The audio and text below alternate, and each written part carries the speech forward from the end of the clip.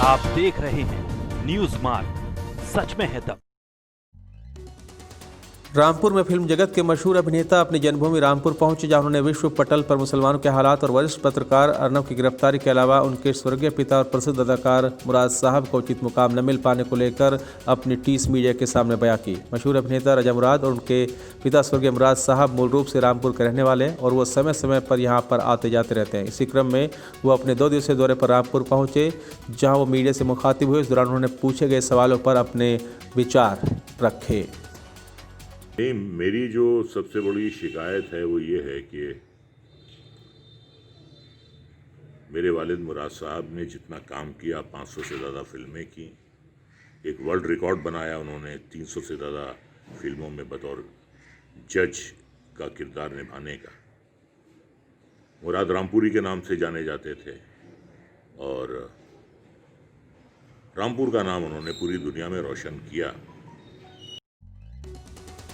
उत्तर प्रदेश के बलिया बीजेपी विधायक सुरेंद्र सिंह ने पत्रकार अर्नब गोस्वामी की गिरफ्तारी पर बयान दिया। बीजेपी एमएलए सुरेंद्र सिंह ने इस घटना को लोकतंत्र का गला घोटने वाली घटना करार दिया। उन्होंने कहा कि महाराष्ट्र पुलिस अर्नब के साथ लगातार बदसलूकी कर रही है। उन्होंने इस मुद्दे पर महाराष्ट्र के सीएम उद्धव ठाकरे को भी निशाने पर लेते हुए कहा कि अपने पिता के सिद्धांतों को छोड़कर कांग्रेस का सहारा लेने वालों से इससे अलग अपेक्षा नहीं की जा सकती। बैरिया से विधायक सुरेंद्र सिंह ने कहा कि लोकतांत्रिक और मीडिया की आवाज़ दबाना कांग्रेस की परंपरा रही है, जिसके नक्शे कदम पर महाराष्ट्र सरकार चल रही है। उन्होंने अर्नब की तत्काल रिहाई और मामले में महाराष्ट्र के राज्यपाल से हस्तक्षेप की मांग की।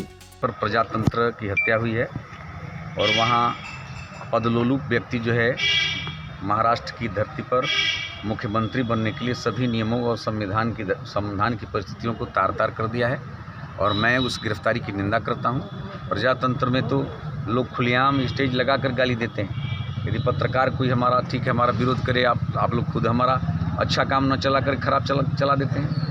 दुर्जनपुर की घटना में आप लोग एक पक्ष चला करके एक आदमी का जान लेने की परिस्थिति बना दिए थे। कानपुर देहात में कानपुर झांसी नेशनल हाईवे में शताब्दी बस और ऑटो में जोरदार टक्कर हो गई। ऑटो में बैठी सवारियां गंभीर रूप से घायल हो गई, जिसमें 2 लोग गंभीर रूप से घायल हो गए। हादसे की सूचना पर पुलिस मौके पर पहुंची। आनन फानन में ग्रामीणों की मदद से घायलों को जिला अस्पताल पहुंचाया गया। भोगनीपुर कोतवाली के डीग गांव के नेशनल हाईवे की घटना है।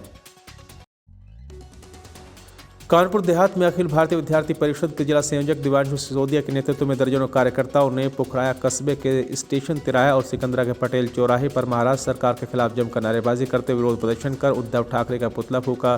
साथ ही अर्नब गोस्वामी को रिहा करने की मांग की। वहीं अर्नब गोस्वामी को गिरफ्तार करने को लेकर महाराष्ट्र सरकार पर जमकर हमला बोला।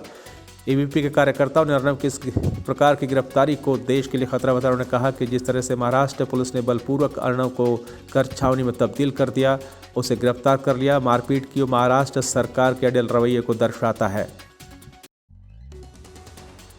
उत्तर प्रदेश के मिर्जापुर जिले के मुख्यालय पर जिलाधिकारी ने जनता को सस्ते आलू प्याज की आपूर्ति करने के लिए वाहनों को हरी झंडी दिखाकर रवाना किया। जनता को राहत देने के लिए वाहन में 40 रुपये प्याज और 25 रुपये किलो आलू उपलब्ध कराने के लिए वाहनों को जनता के बीच भेजा। वाहनों के पब्लिक के बीच आने पर खरीदारों की भीड़ उमड़ पड़ी। सब्जी बाजार में आलू और प्याज के दाम में वृद्धि होने से इसका असर आम जनता की जेब पर पड़ रहा है। जनता को राहत देने के लिए जिलाधिकारी ने उद्यान विभाग के माध्यम से आलू और प्याज बेचने का फैसला किया है। गुरुवार को वाहनों को रवाना किया गया। इस दौरान उन्होंने कहा कि कोल्ड स्टोरेज में रखे आलू और प्याज को पहले ही निकलवा दिया गया है। अधिक मुनाफा कमाने के लालच में कालाबाजारी करने वालों के खिलाफ कठोर कार्रवाई की जाएगी।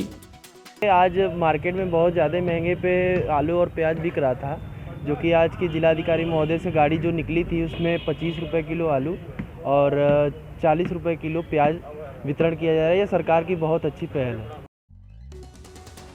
यूपी के बलिया में राइफल के दम पर दबंग खेत जोत रहे हैं। गैर प्रांत बिहार में आकर यूपी के कब्जाई जमीन पर दबंग जुताई कर रहे थानेदार पर ग्रामीणों ने गंभीर आरोप लगाए। बलिया में भू माफियाओं के हौसले बुलंद है। पीड़ित ने जिलाधिकारी बलिया को पत्र सौंपकर न्याय की मांग की है। एसओ हल्दी संदिग्ध के घेरे में है। उनके साठगांठ से दबंग की दबंगई फल फूल रही है, लेकिन पीड़ित लाचार है। शिकायत करने पर भी एसओ हल्दी नहीं करते मदद पीड़ित लोगों की। राजस्व का मामला बताकर वो लगातार किनारा कर रहे हैं। बलिया जिले के हल्दी थाना क्षेत्र स्थित बाबू बैल गाय घाट का यह पूरा मामला है। पीएससी की मांग है कि पीएससी हम लोगों के साथ चले, इसलिए कि थाना से हल्दी से विशेष तौर से, और ये जो एसओ है सत्येंद्र राय, इनसे हम लोगों का एकदम जो है विश्वास ख़त्म हो गया है। सत्येंद्र राय के पास, थाना हल्दी एसओ के पास हम लोग जो है 15 दिन से आना जाना चालू रखे हैं। उत्तर प्रदेश में पड़ता है, इसका कोई भी संबंध बिहार से नहीं है और बिहार के लोगों से नहीं है। हम लोग इसके मूल काश्तकार हैं और सारा राजस्व रिकॉर्ड जो है हमारे नाम से स्टिल टुडे आज भी है। लेकिन हमारी ज़मीन को बिहार के कुछ अवांछनित तत्व जो हैं राइफल के बल पर आकर के और ज़बरदस्ती बुआई कर देते हैं। जब हम एसो हल्दी से मदद लेने जाते हैं तो एसो हल्दी कहते हैं कि ऐसा है कि राजस्व के लोगों को ले आकर के। बागपत के बड़ौत में दिल्ली सहारनपुर हाईवे पर दिन दहाड़े बाइक सवार युवक को गोली मार दी गई। गोली लगने से युवक जख्मी हो गया, जिसको बड़ौत के एक निजी अस्पताल में भर्ती कराया गया, जहां हालत गंभीर होने पर युवक को हायर सेंटर रेफर कर दिया गया। आरोप है कि पुरानी रंजिश के चलते दो दोस्तों ने ही युवक को गोली मारी। मौके पर पहुंचे सीओ और पुलिस टीम मामले की जांच में जुट गई। हालांकि अभी तक आरोपी की गिरफ्तारी नहीं हो पाई, न ही घटना के पीछे का ठोस कारण अभी सामने आ पाया है। फिलहाल पीड़ित की हालत गंभीर बनी हुई है और पुलिस की तफ्तीश जारी है। देखिए, बड़ौत थाना क्षेत्र में बड़ौली में से सूचना प्राप्त हुई है कि एक सिराजुद्दीन नाम के युवक जो सरदना के रहने वाले हैं, सिराजुद्दीन सन ऑफ मोइनुद्दीन, उनके दो अज्ञात व्यक्तियों ने गोली मारी है। उनको उपचार के लिए यहाँ आस्था लाया गया और उनकी स्थिति की गंभीरता को देखते हुए इन्हें हायर सेंटर मेरठ के लिए रेफ़र किया गया है और जो जिन युवकों ने उनको मारी है उनकी तलाश जारी है। चंदौली जिले के पीडीटीयू नगर में छापेमारी में एक टैंकर में कुल 5,940 लीटर पेट्रोल, 5,940 लीटर डीजल भरा हुआ था, जिसमें पाइप के जरिए डीजल निकालने के लिए पाया गया, जिसमें 450 लीटर डीजल निकाला गया था। मकान में 5 ड्रम में 450 लीटर डीजल भरा था, 13 ड्रम खाली थे। कुप्पी, 2 पाइप, छोटे डिब्बे और टैंकर 4 कंपार्ट पाइप बरामद किए गए। मौके से घटना में सम्मिलित अभियुक्त अंधेरे का फायदा उठाते हुए मौके से फरार हो गए, जिनकी गिरफ्तारी के लिए पुलिस लगातार दबिश दे रही है। इसी क्रम में पुलिस को बड़ी कामयाबी मिली। पुलिस द्वारा मुख्य अभियुक्तों से शाहिद जिले के चंदौली के अलीनगर क्षेत्र निवासी को गिरफ्तार कर लिया गया। पुलिस संबंधित धारा लगाते हुए आगे की कार्रवाई में जुट गई है। तेल टैंकरों से जो है कटिंग कर तेल चोरी करने का गैंग पकड़ा गया है, जिसमें इसके गैंग का जो सरगना है शाहिद, वो गिरफ्तार किया गया है और एक टैंकर में करीबन 9,000 लीटर के करीब डीजल और पेट्रोल बरामद हुए हैं और ड्रमों में 450 लीटर के करीब तेल जो टैंकर से निकाला गया था वो बरामद हुआ है।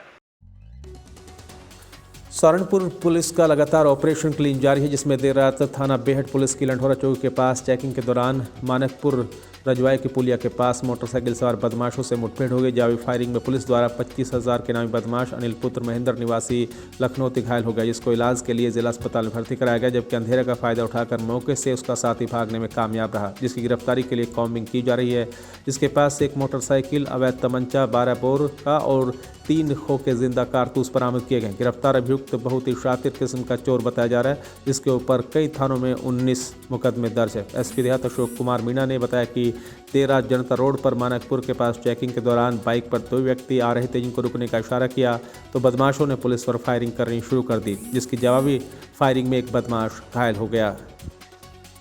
5-6 की रात को करीब 1 बजे जनता रोड पर मानकपुर के पास में दौरान चेकिंग जो अभियान चल रहा था, उसी दौरान अपाचे मोटरसाइकिल पर 2 व्यक्ति थे जिनको रोकने का प्रयास किया गया, जो रुके नहीं और पुलिस के ऊपर जिन्होंने फायर किया।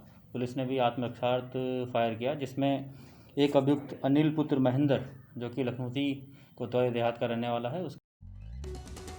कानपुर देहात जिले के थाना मंगलपुर क्षेत्र में समय सनसनी फैल गई, जब गांव हरपुरा से कस्बा मंगलपुर कोचिंग पढ़ने गई 2 छात्राएं 3 दिन पहले रहस्यमय ढंग से लापता हो गई। छात्राओं के शाम तक घर न लौटने पर परिजनों ने खोजबीन शुरू की, लेकिन लापता दोनों छात्राओं का पता नहीं चलने पर थक हार कर थाना पुलिस से न्याय की गुहार लगाई। छात्राओं के परिजनों की तहरीर पर पुलिस ने केस दर्ज कर छानबीन शुरू कर दी है। दोनों छात्राएं गरीब परिवार से ताल्लुक़ रखती हैं। परिजनों की माने तो गांव में पड़ोस के रहने वाले लोगों से विवाद चलता था। विवाद के चलते पड़ोसियों ने 2 युवकों का सहारा लेकर उनकी बेटियों को जबरन अगवा करवा लिया। वहीं पुलिस के अधिकारियों की माने तो दोनों छात्राओं कोचिंग के लिए कस्बा मंगलपुर गई थी, जिनको गांव के 2 युवक पहला फुसला कर ले गए। परिजनों की तहरीर पर मामला दर्ज कर लिया गया है। जल्दी दोनों छात्राओं को बरामद कर लिया जाएगा और आरोपियों को गिरफ्तार कर कार्रवाई की जाएगी।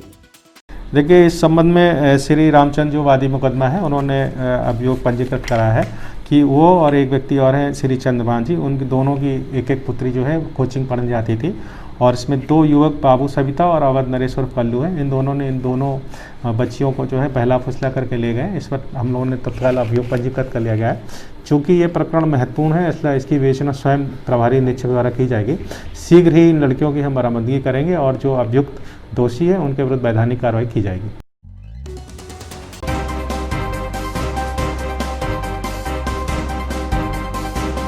आप देख रहे हैं न्यूज़ मार्ग, सच में है दम।